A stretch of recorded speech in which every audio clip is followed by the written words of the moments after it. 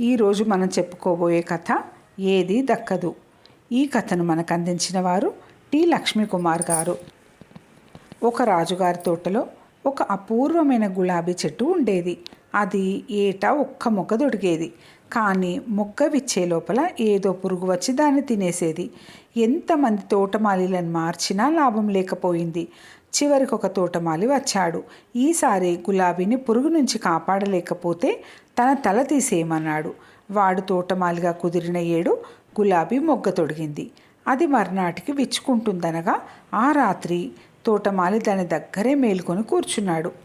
తూర్పు తెల్లవారుతుండగా ఒక పురుగు వచ్చి గులాబీ మొగ్గ మీద వాలింది. కానీ తోటమాలి దాన్ని చంపే లోపల ఒక పికిలిపిట్ట లాంటిది వచ్చి ఆ పురుగును తన్నుకొని పోయింది. కొంచెం పొద్దెక్కేసరికల్లా గులాబీ విచ్చుకున్నది.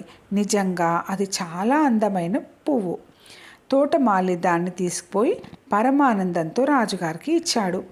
దీన్ని ఎలా కాపాడావు అని రాజు అడిగాడు. నేను చంపే లోపలే పురుగును ఏదో పిట్ట తన్నుకుపోయింది మహారాజా అన్నాడు తోటమాలి. రాజు నిట్టూర్చి, పురుగును పిట్ట తిన్నది, రేపా పిట్టను ఇంకేదో తింటుంది, ఏది దక్కదు అన్నాడు. మరుసటి సంవత్సరం గులాబీ మళ్ళీ మొగ్గ తొడిగింది. అది విచ్చుకునే సమయానికి తోటమాలి మళ్ళీ కాపలా ఉన్నాడు. ఈసారి కూడా పురుగు వచ్చింది.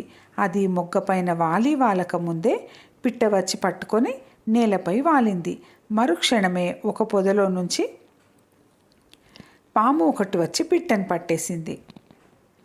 తోటమాలి రాజుగారికి గులాబీ పువ్వు ఇస్తూ ఈ సంగతి చెబితే రాజు నిట్టూర్చి, నేను చెప్పలేదా, ఆ పాము దక్కదు అన్నాడు. మరుసటి ఏడు గులాబీ మొగ్గ కోసం పురుగు వచ్చింది. ఆ పురుగును ఒక పిట్ట పట్టుకున్నది. ఆ పిట్టను పాము పట్టుకున్నది. తోటమాలి ఆ పామును తన దుడ్డు కర్రతో చంపాడు. అంతా తోటమాలి నుంచి విని, పాము దక్కదని చెప్పాను కదా, ఏది దక్కదు అన్నాడు రాజు. ఈసారి రాజు అన్నమాట తోటమాలిని కలవరపెట్టింది. ఒకరోజు తోటమాలి ఒక చెట్టు మీద నుండి కాయలకు గుడ్డలు కడుతూ ఉండగా తోటలోకి రాణిగారు చెలికత్తెలతో వచ్చింది. అందరూ సరస్సులో దిగి స్నానాలు చేశారు.